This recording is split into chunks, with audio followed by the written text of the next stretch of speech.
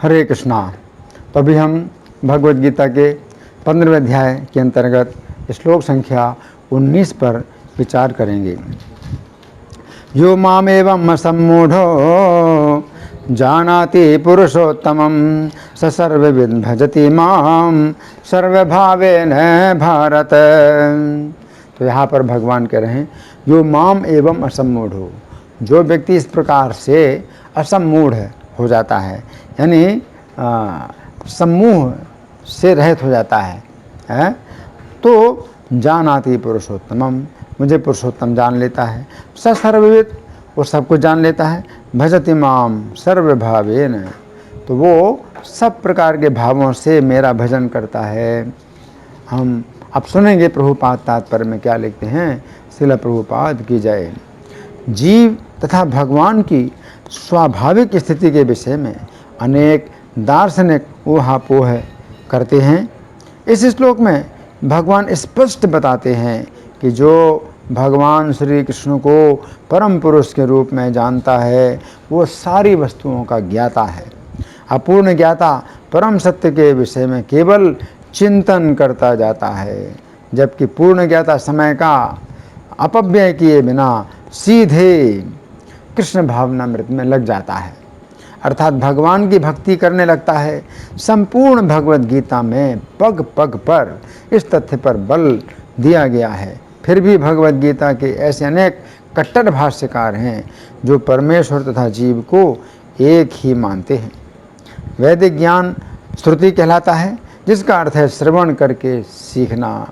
वास्तव में वैदिक सूचना कृष्ण तथा उनके प्रतिनिधियों जैसे अधिकारियों से ग्रहण करनी चाहिए। यहाँ कृष्ण ने हर वस्तु का अंतर सुंदर ढंग से बताया है, अतएव इसी स्रोत से सुनना चाहिए। लेकिन केवल सूकरों की तरह सुनना पर्याप्त नहीं है, व्यक्ति को चाहिए कि अधिकारियों से समझे। ऐसा नहीं कि केवल शुष्क चिंतन ही करता रहे। व्यक्ति को विनीत भाव से भगवद गीता से सुनना चाहिए कि सारे जीव सदैव भगवान के अधीन हैं। जो भी इसे समझ लेता है वही श्री कृष्ण के कथनानुसार वेदों के प्रयोजन को समझता है, अन्य कोई नहीं समझता। भजति शब्द अत्यंत सार्थक है। कई स्थानों पर भजति का संबंध भगवान की सेवा के अर्थ में व्यक्त हुआ है।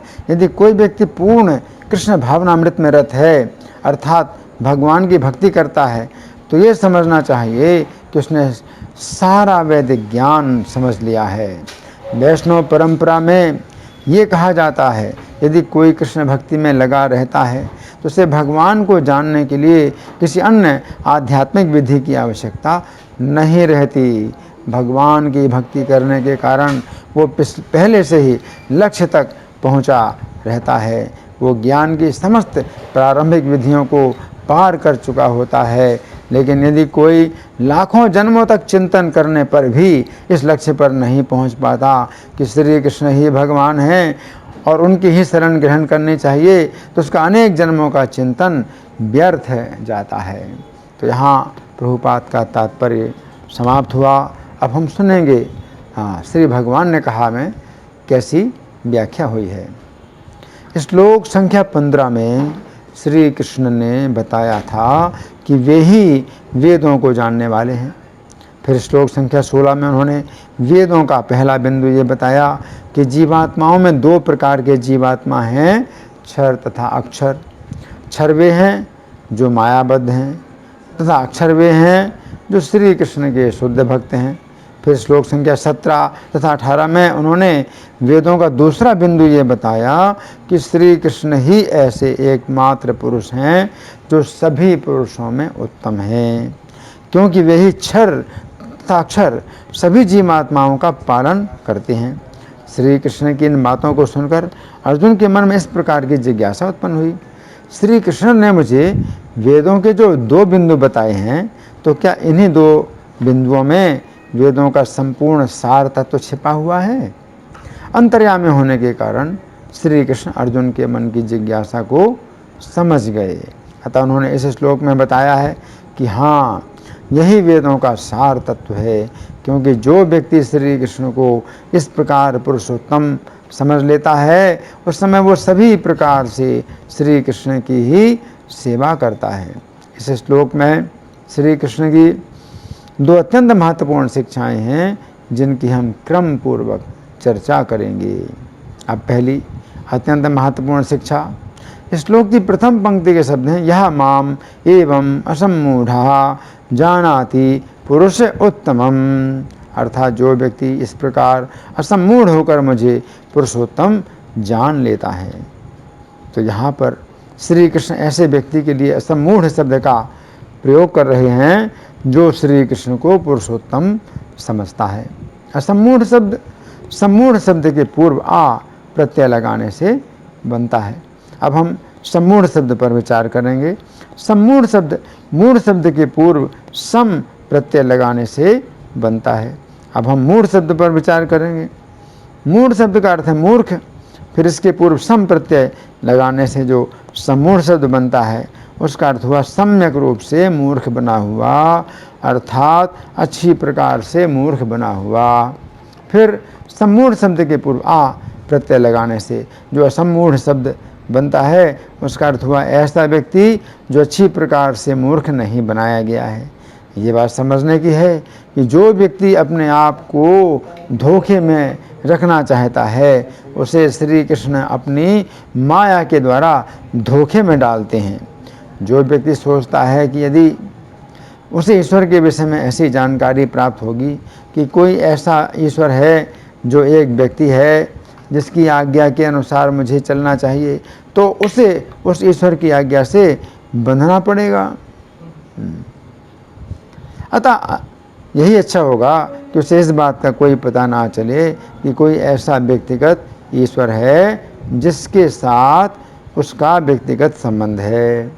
ऐसी स्थिति में श्री कृष्ण ही उसके हृदय में रहकर अपनी माया के द्वारा उसे इस प्रकार सम्मोहित करते हैं कि वो अच्छी प्रकार से मूर्ख बना हुआ सोचता है कि ईश्वर निराकार है, उसका कोई व्यक्तित्व नहीं है, उस ईश्वर में कोई इच्छा नहीं है, उस ईश्वर के साथ उसका कोई व्यक्तिगत संबंध नहीं है।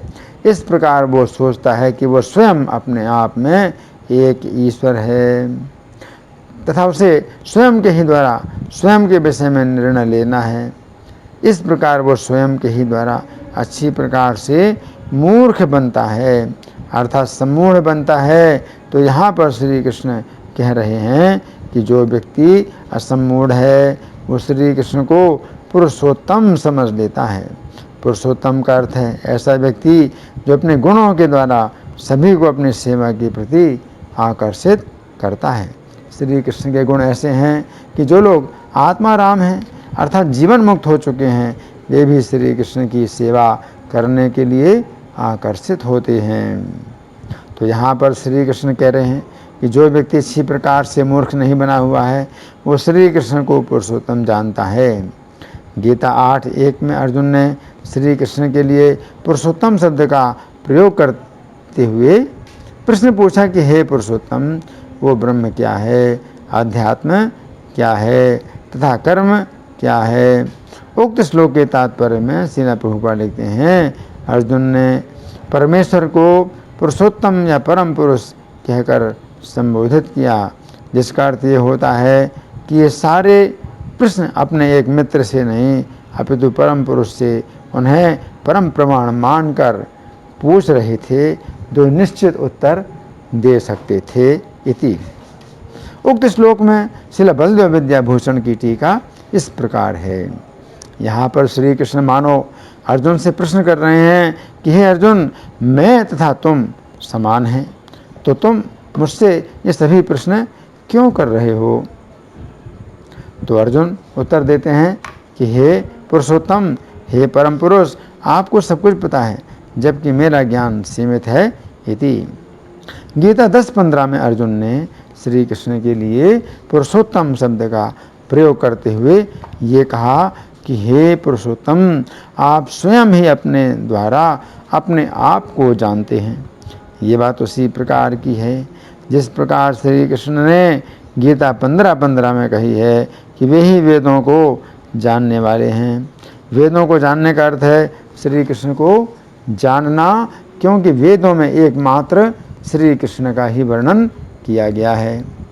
गीता 10-15 के तात्पर्य में श्रील प्रभुपाद लिखते हैं, कभी कभी निर्विशेषवादी श्री कृष्ण को भगवान के रूप में या उनकी प्रामाणिकता को स्वीकार करते हैं,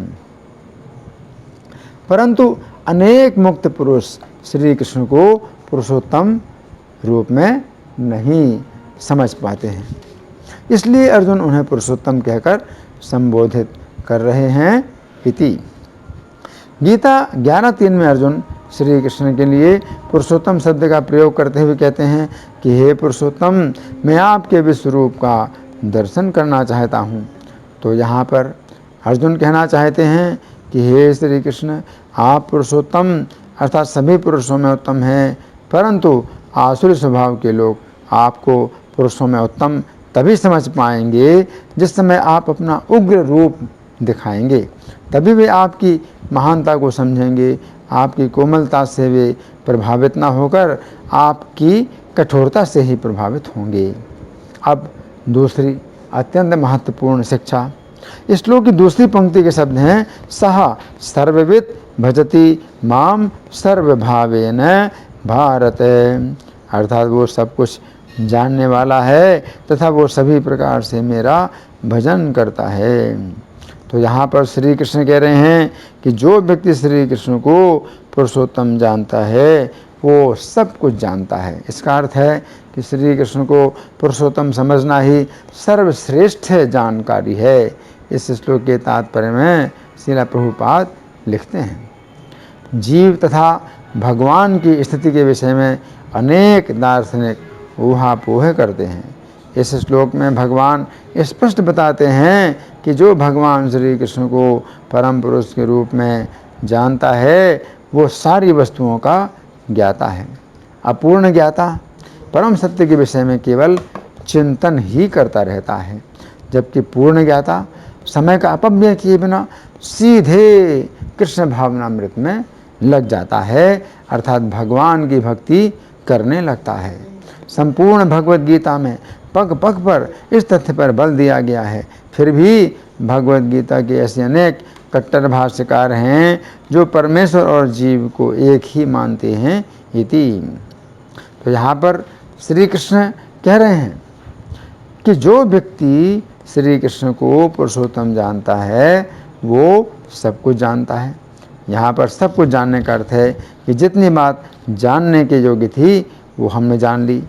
गीता 7:2 में भी श्री कृष्ण कहते हैं कि इस ज्ञान को जान लेने के बाद अन्य कुछ भी जानने योग्य नहीं रह जाता है। उक्त श्लोक के तात्पर्य में श्रील प्रभुपाद लिखते हैं, अतः व्यक्ति को इतना बुद्धिमान तो होना ही चाहिए कि वो समस्त ज्ञान के उद्गम को जान सके, जो समस्त कारणों का कारण है और समस्त योगों में ध्यान का एकमात्र लक्ष्य है। जब समस्त कारणों के कारण का पता लग जाता है तो सभी ज्ञेय वस्तुएं ज्ञात हो जाती हैं और कुछ अज्ञात नहीं रह जाता है। इति तो यहाँ पर श्री कृष्ण अर्जुन के लिए भारत शब्द का प्रयोग करके कहना चाहते हैं कि हे अर्जुन, तुम्हें भारत कहा जाता है। भा शब्द का अर्थ है प्रकाश तथा रत शब्द का अर्थ है व्यस्त। इस प्रकार भारत शब्द का अर्थ हुआ ऐसा व्यक्ति जो प्रकाश अर्थात ज्ञान के प्रकाश में ही रत है, अर्थात व्यस्त है। इस प्रकार तुम्हारा भारत नाम सार्थक है क्योंकि तुम मुझे पुरुषोत्तम के रूप में जानते हो। तो यहाँ पर श्री कृष्ण कह रहे हैं कि जो व्यक्ति श्री कृष्ण को पुरुषोत्तम के रूप में जानता है वो श्री कृष्ण को सभी भावों में प्रसन्न करता है। यदि वो श्री कृष्ण के प्रति दास्य भाव रखता है तो वह समझता है कि श्री कृष्ण का वह दास है तथा श्री कृष्ण उसके ऐसे स्वामी हैं जो सभी प्रकार के स्वामियों में उत्तम हैं तथा वह श्री कृष्ण को इसी भाव में प्रसन्न करता है।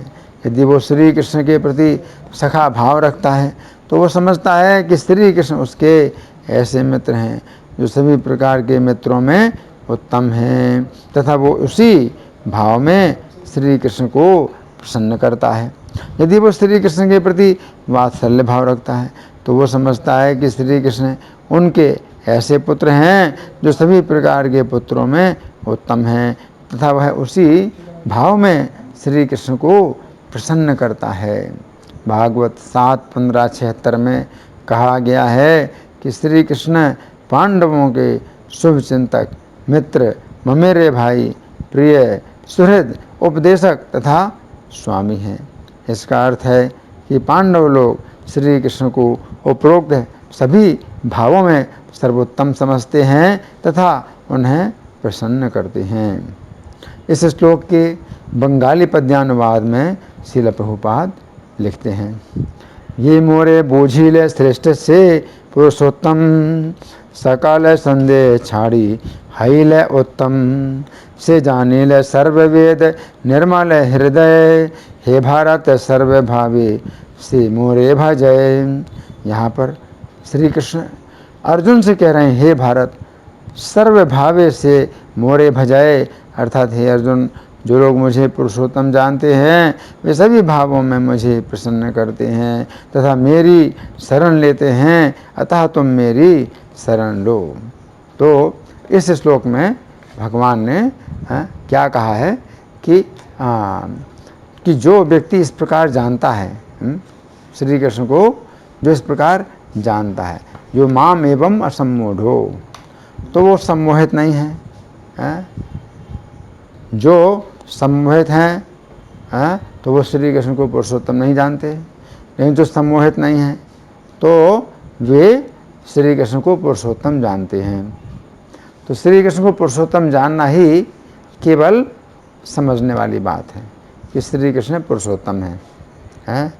जैसे गीता 5:29 में श्री कृष्ण कहते हैं, भोक्तारम यज्ञ तपसाम सर्वलोक महेश्वरम सुहृदम सर्वभूतानां ज्ञात्वा माम शांतिम ऋच्छति, कि जो व्यक्ति श्री कृष्ण को 3 प्रकार से जानता है, क्या, भोक्तारम यज्ञ तपसाम, मैं यज्ञ और तपस्या का भोक्ता हूँ। फिर दूसरा उपाय श्री कृष्ण को जानने का वो क्या है, सर्वलोक महेश्वरम, कि संपूर्ण लोकों के महा ईश्वर हैं। श्री कृष्ण समस्त लोकों के महा ईश्वर हैं। सुहृदम सर्वभूतानाम, और समस्त प्राणियों का सुहृद, तो यह भी जानना जरूरी है कि श्री कृष्ण सभी प्राणियों के सुहृद हैं। ज्ञात्वा माम शांतिम ऋच्छति, इस प्रकार से वो शांति प्राप्त करता है। तो इस श्लोक में जो 15वें अध्याय का 19वां श्लोक है, इसमें भगवान कह रहे हैं, जो माम एवं सम्मूढ़ो जानाति पुरुषोत्तमम, जो इस प्रकार से सम्मोहित नहीं हुआ या पागल नहीं हुआ तो वो कृष्ण को पुरुषोत्तम जानता है। स सर्ववेद भजति माम, तो इतना जानने से ही वो सर्वविद हो गया। सर्वविद का मतलब है कि वो सब कुछ जानता है। तो कृष्ण को अगर पुरुषोत्तम जान लिया तो आपने सब कुछ जान लिया। सर्वविद भजति माम सर्वभावेन भारत, तो वो श्री कृष्ण को समस्त भावों से भजता है। तो ये बात समझने की है कि अगर कोई व्यक्ति माया के द्वारा सम्मोहित नहीं हुआ है तभी वो श्री कृष्ण को पुरुषोत्तम के रूप में जानता है। अगर श्री कृष्ण समस्त जीवों के एकमात्र हितैषी हैं तो वे पुरुषोत्तम हैं। यदि श्री कृष्ण सभी जीवों के एकमात्र मित्र हैं या एकमात्र भोक्ता हैं तो श्री कृष्ण पुरुषोत्तम हैं। सर्वलोक महेश्वरम और भोक्तारम। तो श्री कृष्ण को 3 प्रकार से जानना है। तो वो सर्वविद, वो सब कुछ जानता है ना। क्यों सब कुछ कैसे जानता है?